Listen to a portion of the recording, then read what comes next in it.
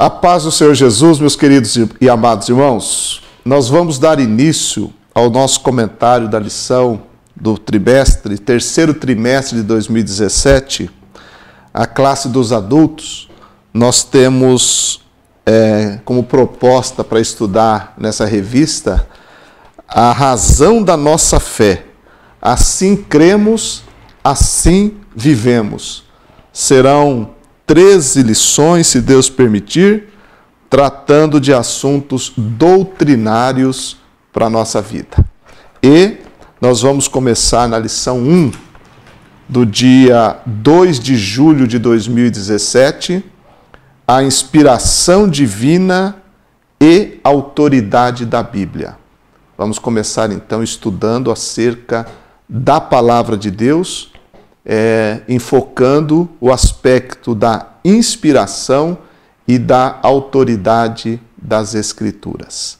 E eu tenho comigo a participação no comentário desta aula, meu companheiro, pastor Sebastião Otávio, e juntos nós vamos aqui meditar nesse assunto para que todos nós possamos crescer e aprender no conhecimento da palavra de Deus. Pastor Sebastião, é um prazer ter o irmão aqui conosco. A paz do Senhor, pastor Edivaldo, e a todos os irmãos que estarão lançando mão deste canal.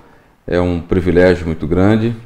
Já venho acompanhando há algum tempo os comentários do pastor Edivaldo, é edificante, e para mim é um prazer muito grande poder estar aqui, pastor, juntamente com o senhor, colaborando e cooperando nas aulas da Escola Bíblica Dominical. Amém. Eu tenho certeza que esse formato que a gente está propondo agora em algumas aulas fazer vai ser de bom proveito para os nossos irmãos que sempre acompanham a gente aí no canal. Bom, vamos lá então sobre a inspiração divina e autoridade da Bíblia. A lição, ela fala em primeiro lugar sobre a revelação e a inspiração.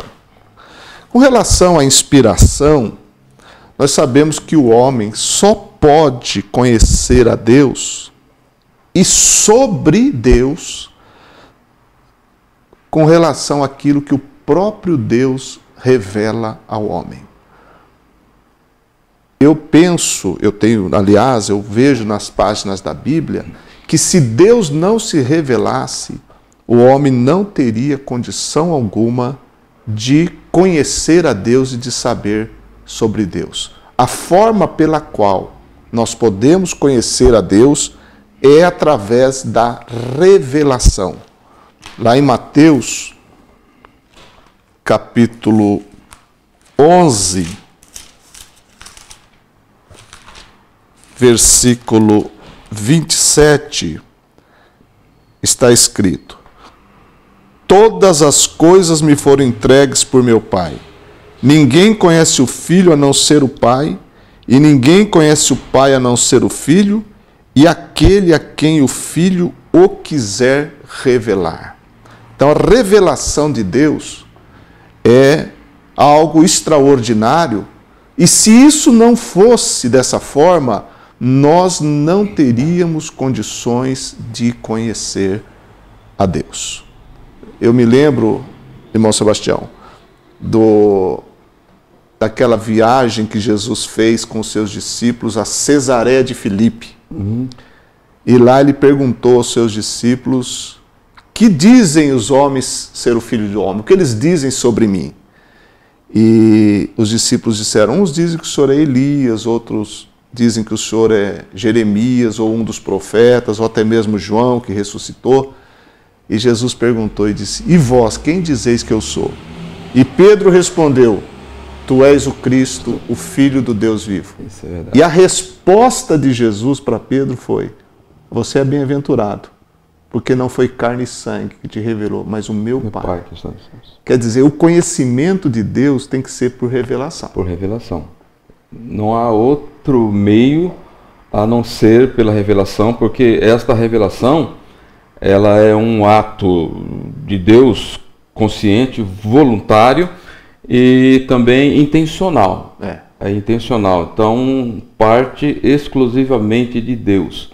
É por isso que ao longo da Bíblia Sagrada, da Palavra de Deus, nós vamos perceber as formas que Deus ele se deixa ser conhecido pelos homens, né? E é por isso que depois, que quando vai entrar nas Escrituras, que ela é inspirada. Por quê? Porque Deus ele se revela. Exato. Ele se mostra, ele se dá a conhecer. E há um versículo, os Salmos 19 e versículo 1, ele vai dizer lá que os céus manifestam, os céus proclamam a glória de Deus, e o firmamento, ele anuncia, ele proclama, ele dá evidências da glória de Deus, né? É verdade. Então, quando o ser humano, por mais falta de conhecimento que ele tem, quando ele se depara com a grandeza da criação, ele percebe que há um ser por trás de tudo isso, e ele tem que se curvar à majestade de Deus. Mesmo que a pessoa ela se julga que é ateu, que nega a evidência de Deus, mas no fundo ele reconhece que por trás de todo o universo há algo, há uma força, há uma energia que tornou possível tudo isso. Né, verdade. pastor? Aí entra aquele aspecto da revelação de Deus no sentido geral e a revelação no sentido especial. Geral, a criação que manifesta, e Paulo fala sobre isso lá no capítulo 1 da carta dele aos Romanos. Essa é a revelação geral. Tem a revelação agora especial, e aí entram as Escrituras Sagradas. E a beleza da palavra de Deus, ela, claro, tem outros aspectos, como a lição vai tratar da inspiração e da autoridade, mas só o fato de nós termos esse livro em nossas mãos, conservado como ele chegou, e essa unidade harmoniosa que existe na Bíblia, e o que ela reivindica ser, né? E o que até mesmo as descobertas arqueológicas têm mostrado no decorrer dos anos. Esse livro é um verdadeiro milagre, nós temos esse livro em nossas mãos, a palavra de Deus. Então a revelação especial de Deus, ela se manifesta de dois aspectos, na Escritura e na pessoa bendita de Jesus Cristo. Né? É verdade, pastor. Porque uma das coisas que, na preocupação de Deus, na sua revelação, inclusive o apóstolo Paulo, lá em Atos 14 e 17, ele vai dizer que Deus não deixou de ficar sem testemunho de si mesmo, né? E ele diz, fazendo o bem, dando chuvas, as estações frutíferas, ele se mostra nisso, de forma geral, né? É verdade. Mas agora, de forma específica, aí ele se revela através das Escrituras e através de Jesus, o seu Filho amado. Né? É verdade. Aí entra a inspiração, a questão da revelação e da inspiração da Bíblia, porque o texto áureo da lição, que está na segunda carta de Pedro 1:21, diz que a profecia nunca foi produzida por vontade de homem algum, mas os homens santos de Deus falaram inspirados pelo Espírito Santo. Essa palavra inspirados quer dizer movidos pelo Espírito, impelidos pelo Espírito Santo. A inspiração da Bíblia, então, é algo singular, ímpar. Agora, é importante a gente entender que alguns críticos da palavra de Deus, eles dizem assim, mas a Bíblia, como você vai crer na Bíblia? Ela foi escrita por homens. Mas é evidente, só podia ser escrito por homens. Agora, está escrito aqui que foram homens santos. Não quer dizer que foram super-homens. Isso é verdade. Quer dizer que foram homens que se deram a Deus, que foram escolhidos por Deus por um propósito específico e receberam a inspiração do Espírito Santo para registrar aquilo que o Espírito Santo queria que registrasse para formar a palavra de Deus. Homens simples, porque nós temos na Bíblia mais de 40 escritores, né? Alguns que a gente nem sabe quem foi, porque existem alguns livros que nós não sabemos a autoria. Mas nós poderíamos citar Moisés, Davi, Daniel, Salomão, né? E tantos, Pedro, Paulo, Daniel, Ezequiel.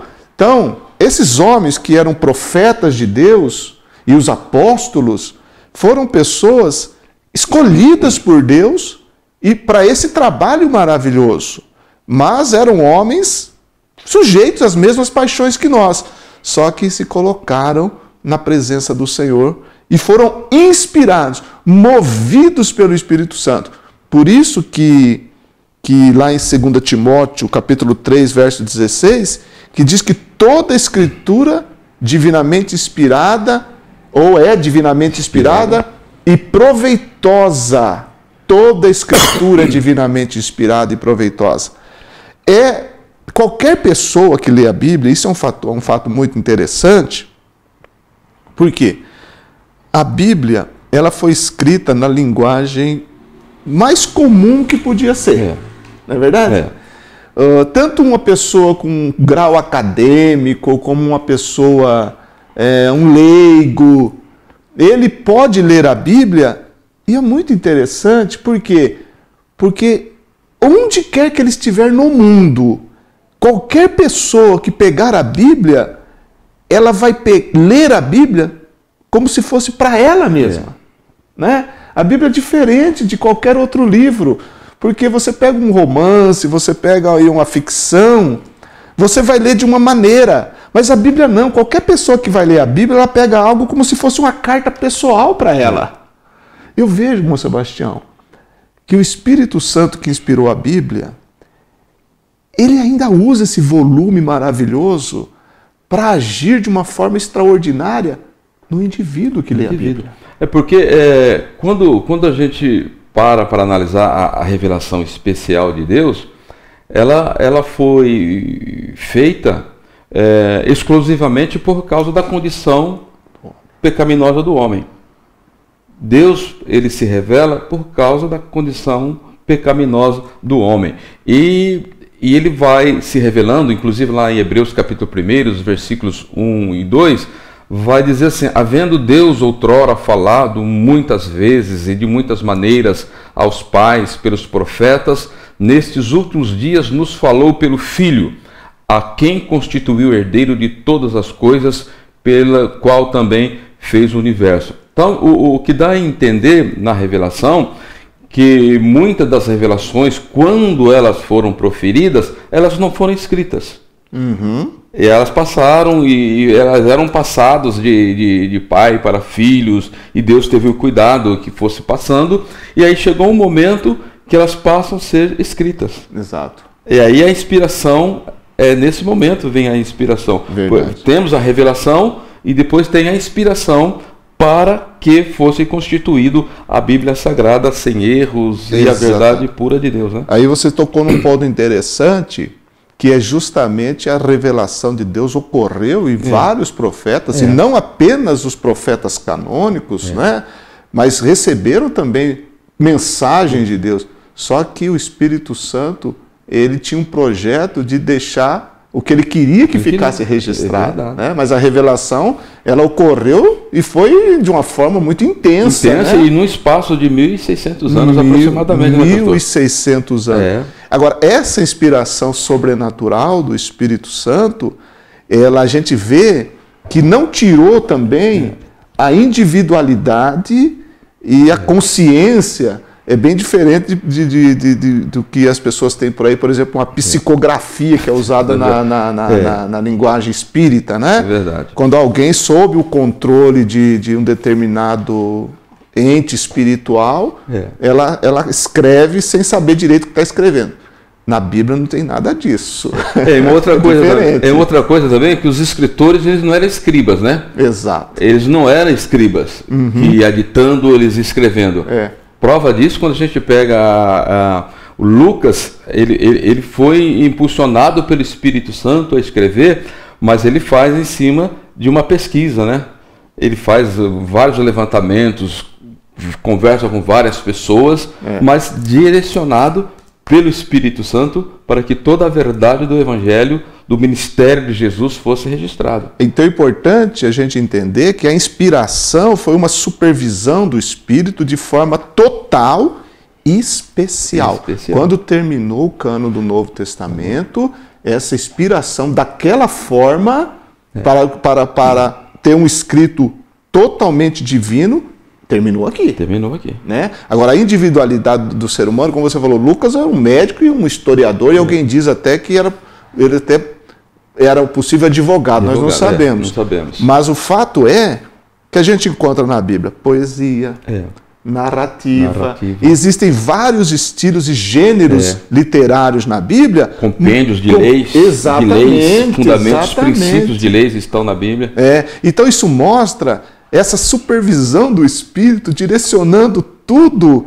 E essas pessoas que, na sua grande maioria, não viveram uma perto da outra, em situações as mais extremas possíveis. Por exemplo, Davi compôs muita coisa dos salmos dele no deserto, outros no palácio, alguns num clima de guerra, outros em prisões, como foi o caso de Paulo. E quando tudo isso se uniu, a gente vê uma harmonia maravilhosa. Isso mostra claramente a supervisão do Espírito. Não é apenas uma questão de fé, é um fato, né, irmão Sebastião? É fato. Porque, inclusive, quando a gente pega os evangelhos, o evangelho é composto de 4 livros. Os escritores eles escreveram dentro de uma perspectiva bem diferente, né?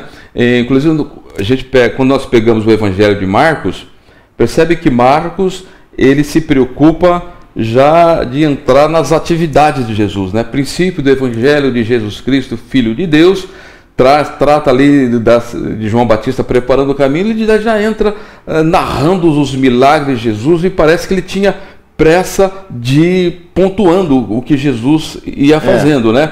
E quando nós pegamos já Lucas, Lucas ele teve o cuidado de narrar os fatos do nascimento, tanto de João Batista, que foi o precursor, o nascimento de Jesus, como se deu, né? Então, e João já se preocupa de mostrar a deidade de Jesus na eternidade, e Mateus se preocupa mostrando para os judeus, inclusive alguns termos que só judeus que entendem no Evangelho a priori, né? Porque ele se direciona a esse público. Então se percebe quando a gente pega a mensagem que Jesus pregou, ele pregou para todos os povos, né? Exatamente. E dentro da visão dos 4 evangelhos, né, pastor? E é interessante, você citou sobre o evangelho, a inspiração.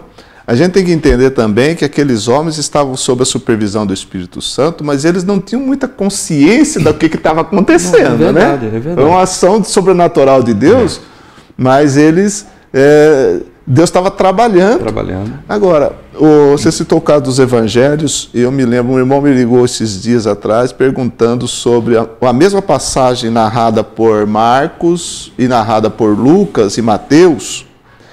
E eu não vou citar a passagem, que não é o assunto, mas só para entrar nesse aspecto, que ele disse assim, pastor, até por telefone, ele me falou, pastor, no evangelho de Lucas diz isso, no evangelho de Marcos diz isso. Mas o que é, afinal? Não tem aí uma contradição e tal? Eu falei, não, meu filho. Ele disse assim, não deveria estar igual? Eu falei, se precisasse estar igual, não precisava ter 4. É verdade. É verdade. A grande questão não é que existem contradições. As informações são complementares, na verdade. Eu disse a ele o seguinte, então o que um não falou, o outro está complementando. Então, porque se fosse escrever exatamente igual... Bastava um. Bastava um. Né? E aí ele falou, então agora eu entendi, compreendi. A grande verdade é que o Espírito Santo, ele trabalhou e supervisionou. Agora, a nossa lição fala também que a inspiração da Bíblia, ela é plenária e verbal. Como plenária, a gente entende que todos os 66 livros da Bíblia são inspirados. Todos. Não existe um mais inspirado que o outro. Não existe grau de inspiração. né? A inspiração de todos os 66 livros. E é interessante que tinha alguns pais da igreja, alguns reformadores, que tinham algumas dificuldades até com alguns livros, né? Por exemplo, Lutero, ele tinha problema com o Tiago, né? Tiago, porque ele não conseguia conceber as obras ali, entendeu? Mas quando nós olhamos a visão geral das cartas e do Evangelho, se percebe que a carta de Tiago, ela é importantíssima dentro do contexto da revelação, da inspiração de Deus, porque se não tivesse a carta de Tiago, a revelação ela estaria incompleta, pastor. E a gente entrou em um aspecto que, é claro, a gente tem que citar um pouquinho, que é o cânon, né? É o cânon. O cânon do Antigo Testamento, ele foi estabelecido e pronto. Até quando Paulo fala, existem algumas dúvidas com relação a isso, algumas pessoas, lá em 2 Timóteo capítulo 3, versículo 16, quando Paulo fala da toda a escritura divinamente inspirada, ele está se referindo ao Antigo Testamento? Sim, é verdade. Aí algumas pessoas dizem, mas e o Novo? O Antigo tudo bem, mas e o Novo? É tão inspirado quanto? É tão palavra de Deus quanto? Aí, a gente não pode detalhar muito, mas a história do cânon do Novo Testamento também vai mostrar para nós que houve todo um processo, e aí eu diria também que tanto o processo da inspiração para escrever, quanto o processo do próprio cânon, como identificar qual vai e qual que não vai entrar nos escritos, porque você citou o caso dos evangelhos, mas tinha outras narrativas da vida de Jesus. Como entrou os 4? Aí houve todo um processo que, sem dúvida, foi supervisionado pelo Espírito Santo para dar essa harmonia que você falou. Essa harmonia, né? Exatamente, pastor. Porque senão não teria essa harmonia que tem. Porque o que eu acho lindo também é o Apocalipse, que é um dos últimos livros da Bíblia a ser escrito por João, e ele diz lá, né? Aquele que tirar e aquele que acrescentar vai sofrer danos. Então dá a entender que o próprio Espírito Santo já estava sinalizando que com a revelação de João ali, estava se encerrando o cânon. Estava se encerrando o cânon. É verdade. Do Novo Testamento, que iria se completar com o Antigo Testamento. Tá? Então, é isso que nós percebemos o agir do Espírito Santo, o cuidado do Espírito Santo em mostrar essas verdades para nós, né? E aí, é verdade. E com relação ao próprio comentarista da nossa lição, ele cita, por exemplo, 1 Timóteo 5,18, quando Paulo diz assim, porque diz a Escritura, não ligarás a boca ao boi que debulha. Isso está lá no Antigo Testamento, Deuteronômio. Mas o Paulo continua dizendo assim, digno é o obreiro do seu salário. Isso está nas palavras de Jesus nos Evangelhos. Só que Paulo chama os dois de Escritura. Dos de Escritura. Não é verdade? Porque fazia parte da revelação. Então, especial de Deus. Exatamente. Então os Evangelhos que já tinham escrito, já circulavam na igreja, já eram reconhecidos como autoridades. Porque uma das coisas que a gente precisa entender também é porque quando Jesus está para voltar aos céus, ele diz, ide pregai o Evangelho. O Evangelho Jesus já tinha deixado a mensagem do Evangelho. As boas novas, elas já estavam ali. Então, agora era para anunciar. E chegou o momento que precisou ser transcrito isso. Escrito. Os apóstolos, porque a Bíblia fala dos profetas e apóstolos. É a base da Bíblia. É a base. Né? Deles partiu. E essa ação... Então, nós podemos dizer o seguinte, e até Paulo escrevendo aos Tessalonicenses, ele fala lá na carta aos Tessalonicenses, ele diz assim que os irmãos de Tessalônica haviam recebido a palavra dele, não como palavra de homem, mas como palavra de Deus, como de fato era. De fato era. Então nós estamos falando de pessoas autorizadas pelo Espírito Santo. Portanto, o cânon, as Escrituras, tanto o Antigo quanto o Novo, homens santos falaram inspirados pelo Espírito Santo. E não existe contradição. Não existe. Agora, é claro, quando a gente fala de plenária, a gente está falando de todos. Só que existe mais uma palavra com relação à inspiração da Bíblia. Ela é plenária e verbal. Ou seja, o Espírito Santo inspirou, inclusive, as palavras da Bíblia. É verdade. Porque tem que ser, porque é um livro feito por palavras, claro. Então, até essa palavra não quer dizer que houve um ditado. Não é verdade? Que eles eram escribas, né? Não. Só escreviam. Não é isso. Quer dizer o seguinte, que o Espírito Santo supervisionou e até a escolha que eles fizeram de palavras está registrada. Agora, alguma pessoa vai poder dizer assim, mas então tem algum erro aí e tal. Se ela é inspirada, se o Espírito Santo inspirou inclusive as palavras, por que existem algumas contradições, alguns erros? Aí você entra nas traduções. Tradução é uma coisa, que existem milhares de traduções, ou várias traduções, né? Várias traduções. E essa questão de tradução, ela tem algumas coisas, alguma tradução, na verdade seria 2, 3% de erro de tradução. Porque a dificuldade que o tradutor ele encontra para tomar da língua original, somente na língua portuguesa, que existem muitas palavras no hebraico que na língua portuguesa é de difícil tradução. Exatamente. É de difícil tradução. Então o tradutor ele se esforçou ao máximo para aproximar dentro dos originais. Né? Exatamente. Fala que a inspiração ela é 100% e a Bíblia não tem erro, que a gente fala também da inerrância das Escrituras, embora a lição não trate.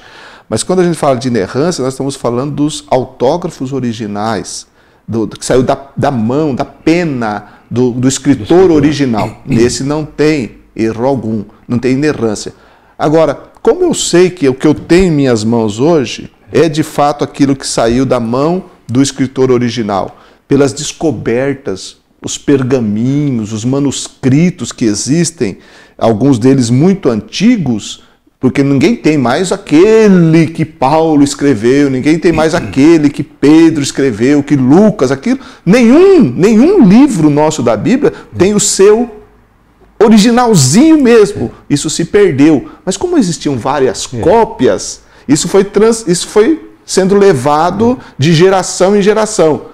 Mas as próprias descobertas do Mar Morto, veja, que são descobertas agora na década de 60, trouxe para nós a realidade, que é aquilo que nós já sabíamos. O livro do profeta Isaías, rolos encontrados do livro do profeta Isaías, eles são exatamente como o que nós temos na nossa Bíblia. Aí eu pego mais uma coisa, irmão Sebastião. O Espírito Santo, ele inspirou os escritores da Bíblia, ele inspirou a formação do cânon da Bíblia e ele inspirou a preservação para chegar até nós hoje. Isso é verdade. Porque a Bíblia, a preocupação de Deus, ele levantou as pessoas, os homens que ele quis e fez registrar a vontade de Deus, a revelação dele, e essa preservação, nós vamos perceber que a Bíblia ela pode ser caracterizada como o livro mais autêntico de todos os já escritos. Os livros mais antigos que se tem aí, as pessoas não têm tantas cópias dos originais, tiradas dos originais, como a Bíblia Sagrada tem. É verdade, tá? É verdade. Então, às vezes as pessoas querem descredenciar, desmerecer a Bíblia, a palavra de Deus, mas eles têm que se curvar aos achados arqueológicos, né, à historicidade da palavra de Deus, da Bíblia Sagrada, e também os acontecimentos escatológicos, porque a Bíblia atestou isso, e isso aconteceu. As profecias da Bíblia, muitas já se cumpriram. Então, a questão da Bíblia é uma questão de fé, amém. Mas é mais do que isso, porque ela é comprovada, a Bíblia, a palavra de Deus. E uma das coisas que eu acho muito interessante quando João Batista ele inicia o seu ministério, e os 4 evangelistas tiveram cuidado de registrar isso. Conforme registra Isaías, que João ele viria para preparar o caminho para Cristo. E os 4 evangelistas, eles extraem isto lá do livro de Isaías para fundamentar e para que os ouvintes de João Batista tivessem certeza que ele era o mensageiro de Deus. É verdade, ratificou nas Escrituras. Por isso que nós podemos confiar plenamente na Bíblia Sagrada, na Palavra de Deus. Podemos depositar. A Bíblia é digna do nosso crédito, da nossa confiança. Podemos confiar a nossa vida na Bíblia Sagrada. Sim. Daí que o escritor termina falando a sua lição, o seu comentário, que ela é a nossa regra de fé infalível. Regra de fé e conduta infalível. Ora, se tem um livro inspirado por Deus, eu devo saber o que Deus espera de mim, qual é o plano de Deus para a minha vida através desse livro. Deus se revelou, como nós já falamos no início do nosso comentário, de forma geral, isso é verdade, na criação, mas de forma especial ele se revelou nas Escrituras e na pessoa bendita de Jesus Cristo, seu Filho. Agora, a grande questão é, se Deus deixou nas nossas mãos um livro onde a sua vontade está revelada, eu devo prestar atenção a esse livro, porque a minha eternidade e o meu futuro depende de como eu vejo esse livro. É verdade. É verdade? É por isso que uma das advertências que nós temos na carta aos Hebreus é exatamente, ela parte desse pressuposto, né?